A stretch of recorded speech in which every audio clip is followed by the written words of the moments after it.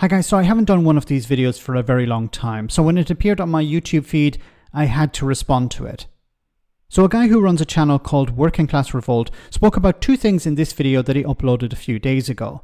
Brexit and how Keir Starmer's Labour Party can't be trusted with it, and how the SNP position on independence is in conflict with their stance on EU membership. The main point of contention the YouTuber seems to have is with the money the UK continues to pay to the EU, which I'll try to explain. So enough of that, let's jump in. Welcome back everyone to the Working Class Revolt, and today I want to share some shocking news with you that comes from the Independent, and it follows a question by the SNP MP Stephen Geffens, who has submitted a question asking basically how much did Brexit cost the United Kingdom to leave the European Union, and the figures are astonishing. We have already today paid £26 billion just to simply leave, and we still must pay another £6.4 billion. Okay, so what you're talking about here is something different than to what I believe the SNP MP is asking about. The SNP MP is asking about the total cost of Brexit, which has been estimated at about £100 billion by the FT, the Financial Times. Now, I think it's difficult to come up with an accurate figure because you have to take into account lost businesses that have struggled to get the workers they need to export into the single market, businesses that probably would have expanded but did not because of Brexit. So the accurate figure is difficult to come to because a lot of it is related to speculation, but it's a lot different to the actual figure that you're talking about here, which is the bill that the British government continue to pay as a result of Brexit. For some reason hasn't been paid yet, but we must pay because of obligations that we had before leaving. Now, I'm sure the majority of people watching this video, like me, are Brexiteers and still believe in Brexit, because if we're going to make mistakes, it should be our own government's choices to make them, not an elected body somewhere else that we haven't chosen and have certainly got no scrutiny over. But I do share the shock and disgust that Remainers will share and ask the question, what the hell deal did Boris Johnson strike with the EU, and what did we get back for over £30 billion worth of money? Okay, so what are you talking about here? You're talking about outstanding financial commitments that the UK has with the EU post-Brexit. So for example, a number of budgets. So when the UK was still a member of the European Union, it had signed up to certain budgets that lasted maybe 10 years. So the UK has continued and will continue to pay into those. EU pensions, for example, for EU staff that the UK has agreed to pay as well. And of course, there are a number of programs that the UK has agreed to sign up to. For example, the Horizon Europe project and Copernicus. So these are projects, long-term projects that the UK wants to be part of, and this is benefiting UK scientists and UK science. But if you want to be part of those projects, well, then you have to pay into it.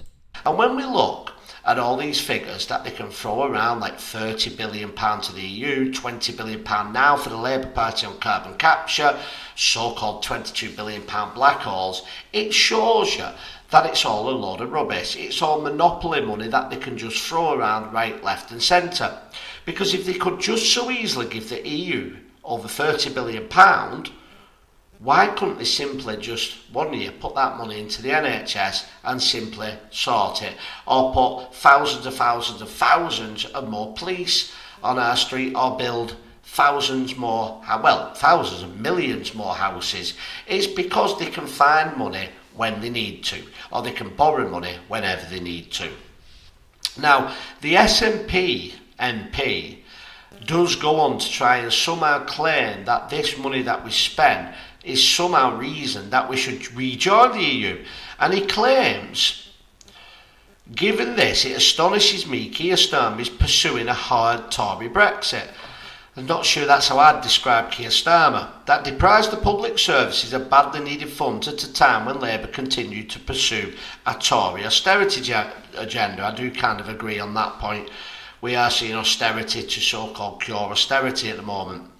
Best of Britain Chief Executive Naomi Smith told The Independent Exiling the European Union not only cost the UK vast amounts of money, but economy growth, opportunities for young people, influence on the world stage, and much, much more. And it seems that this story of this money that was spent is now being used to pressure Keir Starmer for closer relationships. But what do closer relationships with the EU mean? They mean rejoining the free movement of people, which in time will most definitely lead to rejoin the EU. Now let's remember who Keir Starmer was. He was the shadow Brexit cabinet member under Jeremy Corbyn, who put forward the policy that if Corbyn won the general election, we would have a second referendum. So people like Keir Starmer do not need much pushing at all if they see the opportunity to rejoin the EU. No, look, Keir Starmer has already said a number of times that he doesn't want to rejoin the European Union. He doesn't want to join the single market or the customs union. He doesn't want to bring back freedom of movement. Now, we could put that all down to just rhetoric, but look at what he has done. There was an opportunity to have a youth mobility scheme, a pretty bland piece of policy that is not freedom of movement, is not related to immigration. And what did Starmer do? He rejected it. So if Starmer was truly about sneaking Britain back into the EU by the back door, surely he would have jumped at the possibility of a youth mobility scheme, but he rejected that. So while he used to be pro-European or pro-Remain, well, I'm no longer convinced of that, because there was an opportunity to have a very simple, plain, inoffensive scheme which would allow young people between the age of 18 and 30 to travel for in a limited period of time, 4 years, and it was rejected by the Labour government. And whenever it's brought up, they just keep saying, we're not going back into the EU, we're not going back into the single market, we're not bringing back freedom of movement. But what I would say to the SNP MP Stephen Geffins is, I think the SNP have got far more to worry about than whether we rejoin the EU or not. I hope we certainly don't at all in my time. But the SNP have nearly been wiped out entirely, and they claim that they want to rejoin the European Union while at the same time leave Great Britain. How does that make any sense? You want to leave a union of one country, one nation, which is the United Kingdom, to then go and join the European Union, probably the biggest dictators on the world stage. Okay, it went a bit downhill towards the end. The biggest dictatorship on the world stage. Okay, so why would the SNP in particular want to leave the Union of the UK and join the European Union? So for Brexiteers, this is a bit of a head scratcher. It comes down to democracy. So what representation does the SNP or even Scotland have in Westminster? When it came to Brexit, the people of Scotland rejected Brexit. The people of Northern Ireland rejected Brexit. Were they consulted? Did the British government go and ask them, okay, what type of Brexit, do you want Brexit? No. Okay, maybe we should stop Brexit because, not all nations, and it's supposed to be a union of equals, not all nations are on board. Maybe we shouldn't actually go ahead with this because not everyone is in agreement. Now, you will say, well, the majority of voters backed Brexit, okay, but then the Scottish issue is completely irrelevant there. When it comes to Westminster, what influence do Scottish MPs, and I'm not just talking about the SNP, but what influence do Scottish MPs have over the Westminster government? Now, unless they're members of the governing party, they have no influence. See, even when the SNP were the biggest party in Westminster for Scotland, they had zero influence over Westminster. They have zero influence over the Tories or Labour. So what is the point? You say about democracy, but what is the point in Scotland remaining part of the Union when Scotland is being ignored? And there are a number of powers that Scotland doesn't have access to, for example, immigration and energy. So if the Scottish government would like to improve its economy by opening its borders, for example, or if it wanted to issue more visas, it can't do that. It needs permission from Westminster. And Westminster can easily say no.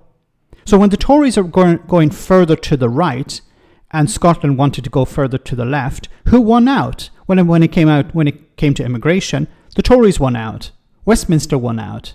So if you want to convince the Scottish people that their future is in the Union, you need to make a case for that. Because, as I said, they have very little or no influence in Westminster. But if Scotland was an independent country like Ireland, it would have MEPs in the European Parliament. It would be there, it'd be sending a commissioner there. It would have influence over the future of Europe, in the same way as Ireland has influence over the future of Europe. It's still a small country. Its influence is representative of its size, but it would have much more power on the international stage than it does now. What impact does the SNP and Scotland's influence in Westminster is extremely limited. But at least if it was an independent country in Europe, it would be in a much stronger position. So that's what they're talking about. And finally, in the European Parliament, it's based on proportional representation, that electoral system. While in Westminster, it's first past the post. Now that has served the SNP sometimes pretty good, but other times not so good. But a much more democratic system is PR, which many people in the Labour Party in particular are pushing for. Let me know in the comment section, guys, what you think about all of this. As always, your comments are greatly appreciated. And the YouTuber here, I don't know his name, but if you'd like to come back and speak about these things in the future, my door is always open.